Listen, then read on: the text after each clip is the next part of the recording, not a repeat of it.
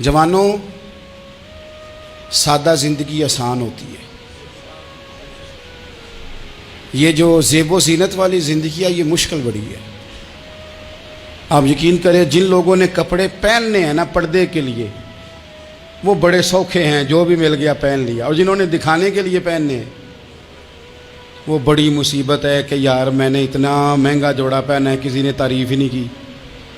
कोई तारीफ़ कर दे तो फिर कहते हैं देखा ना, आंखें चुंधिया गई ना देख के, और ना करे तो कहते हैं जल ही गया है पूरा, एक जुमला नहीं बोल सका। चूँकि मिजाज है ना।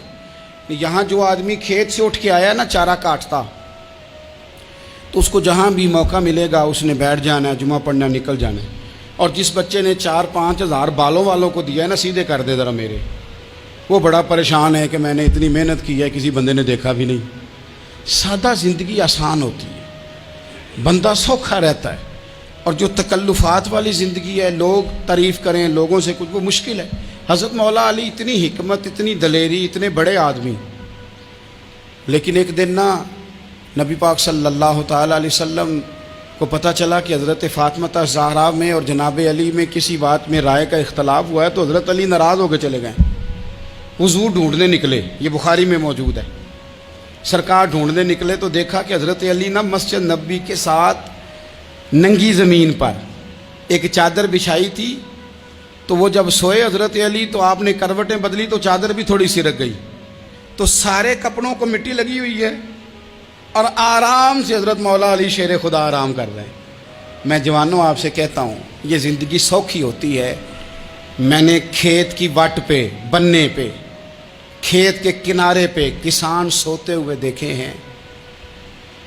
और मैंने 1.5 करोड़ की गाड़ी में नफ्सियात के डॉक्टर के पास बैठा वो शख्स देखा है जो कहता है पता नहीं क्या बात है, नींद क्यों नहीं आती। वो ज़िंदगी आसान है, उसमें थकावट हुई है, बंदा सो गया, जहाँ जगह मिली सो गया। और कुछ तड़प रहा है क्योंकि वो आदी हो गया है, ये 2 मिनट के लिए बंद हो गया, ऐसी तो वो गया। हज़रत अली वहाँ आराम से, सारे कपड़ों को मिट्टी लगी है।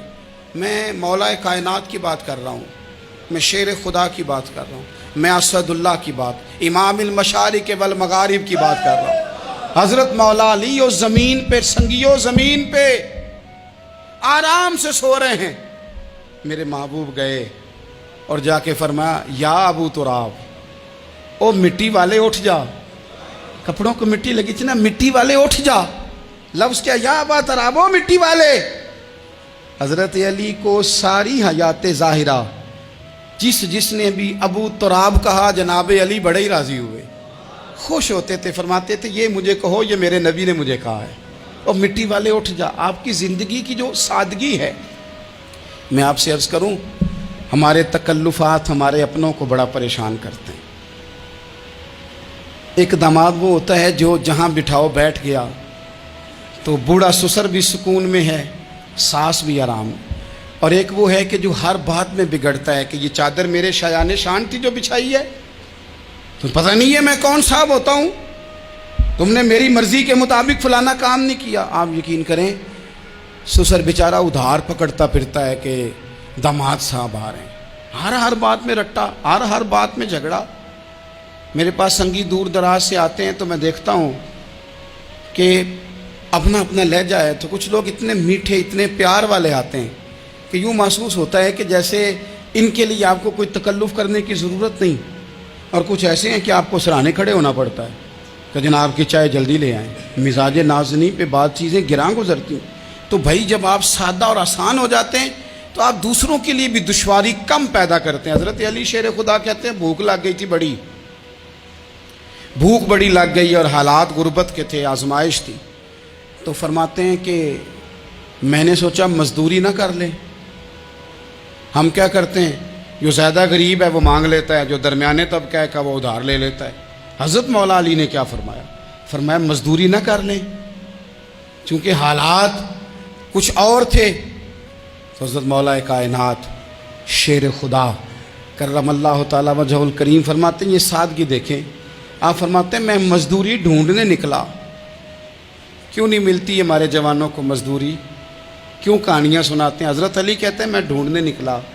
एक औरत को मैंने देखा कि उसने कुछ मिट्टी निकाल के रखी हुई है, تو اسے تر کرنا چاہتی ہے. پرانے زمانے میں مٹی میں پانی ڈال کے اسی سے لوگ کام لیتے تھے, اسی سے دیواریں بن جاتی تھیں. ہم گارا کہتے ہیں اپنی زبان میں. تو وہ گارا بنانا چاہتی ہے لیکن پانی نہیں نکل رہا اس سے نا. اس نے کنویں سے پانی نکالنا, نکل نہیں رہا. تو حضرت مولا علی شیر خدا کرم اللہ تعالیٰ وجہ الکریم فرمانے لگے, میں نے اس بی بی سے کہا کہ میں پانی نکال دوں, مزدوری دو گی؟ اس نے کہا میں بھی مزدوری تلاش کر رہی تھی.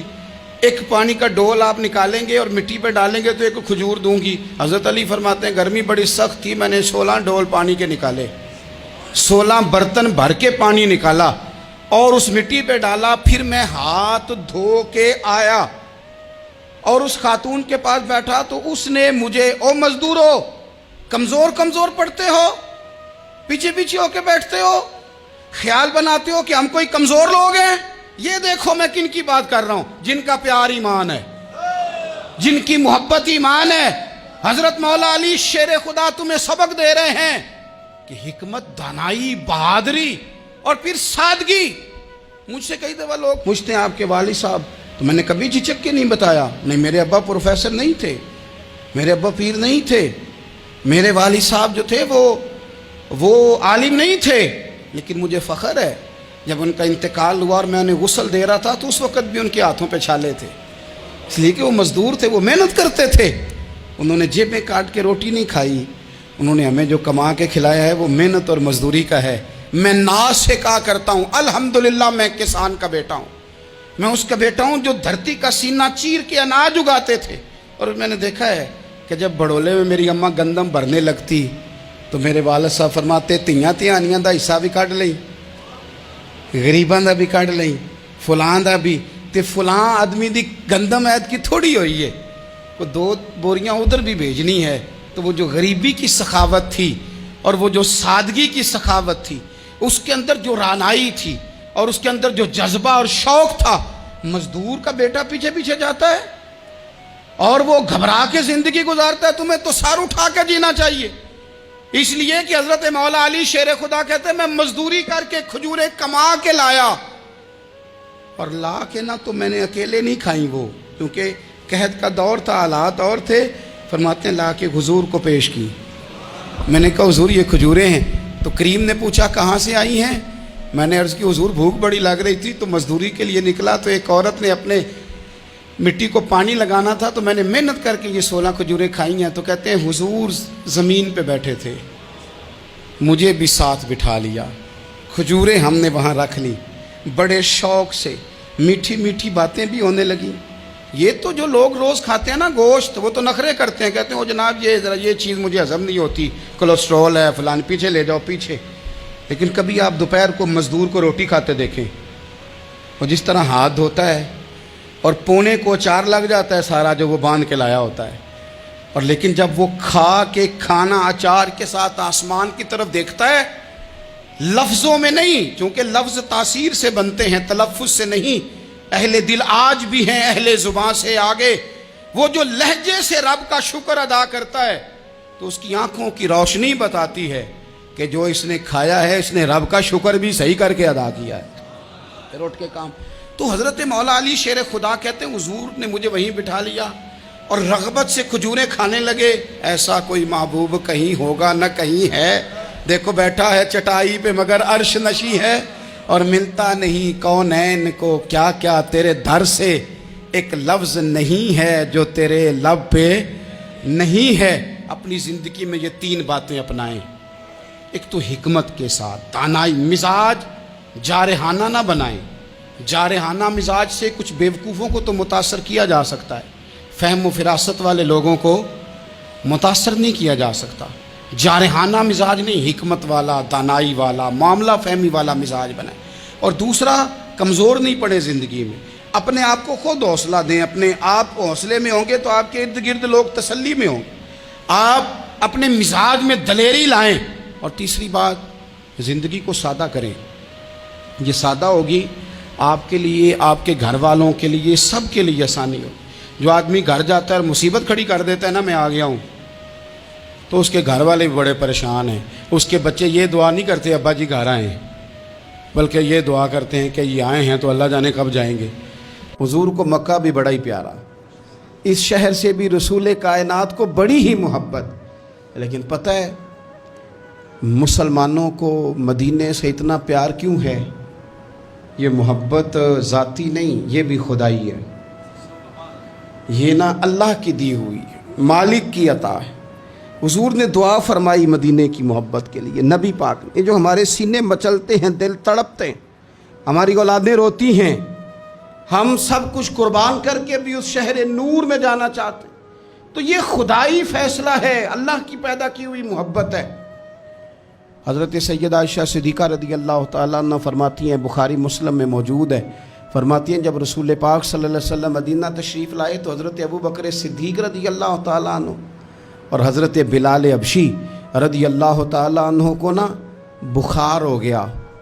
تو فرماتی ہیں چونکہ دونوں کو بخار تھا تو ایک روایت میں تو یوں بھی ہے کہ حضرت بلال نا مکے کے فراق میں شعر بھی پڑھتے تھے.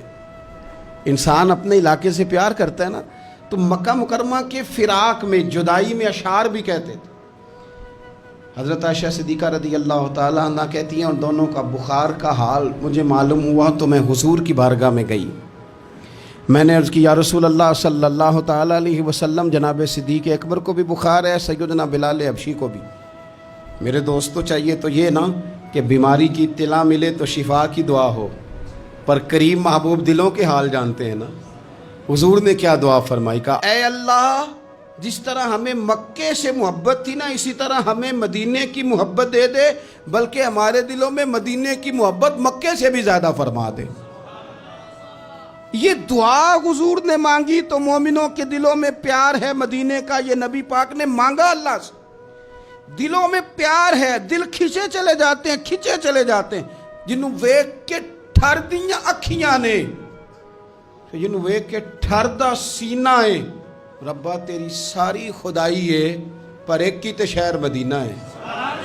ربا تیری ساری خدائی چ ایک کی تے شہر مدینہ ہے. تیری ساری خدائی چ ایک کی تے شہر، جنہوں ویک کے ٹھر دیاں اکھیاں نے، جنہوں ویک کے ٹھر دا سینہ ہے. ربا تیری ساری خدائی چ ایک کی تے شہر مدینہ ہے. رسول پاک صلی اللہ علیہ وسلم نے دعا فرمائی، اللہ ہمارے دلوں میں مدینے کی محبت پیدا فرما دے. اور پھر فرمائے اے اللہ مدینے کو صحت مند شہر بنا دے، اور فرمائے اس بخار کو نا یہاں سے منتقل کر دے، جوفا کی طرف بھیج دے، اس بخار کو نکال دے، اس کو صحت مند. یہ کچھ دن پہلے نا عالمی ادارہ صحت نے رپورٹ جاری کی. یہ عالمی ادارہ صحت نے دنیا کے سارے شہروں میں صحت کے لحاظ سے سب سے زیادہ بہترین شہر شہر رسول ہے، مدینہ منورہ ہے. مدینہ منورہ ہے. ہم عالمی ادارہ صحت والوں سے کہتے ہیں تم رپورٹ نہ بھی نہ جاری کرتے، تم نے تو آج رپورٹ جاری کی ہے نا، تو یہ رپورٹ تو فرشتوں نے پہلے بنا لی تھی، اس لیے کہ حضور نے دعا کی تھی اللہ مدینے کو صحت والا شہر بنا دے. وہاں تو بڑے بڑے بیمار جا کے ٹھیک ہو جاتے ہیں، بڑے بڑے کمزور جا کے تندرست ہو جاتے ہیں، بڑے بڑے بوڑھے جا کے لگتا ہے توانا ہو گئے. وہ تو شہر ہے، کیا باتیں ہیں اس شہر کی.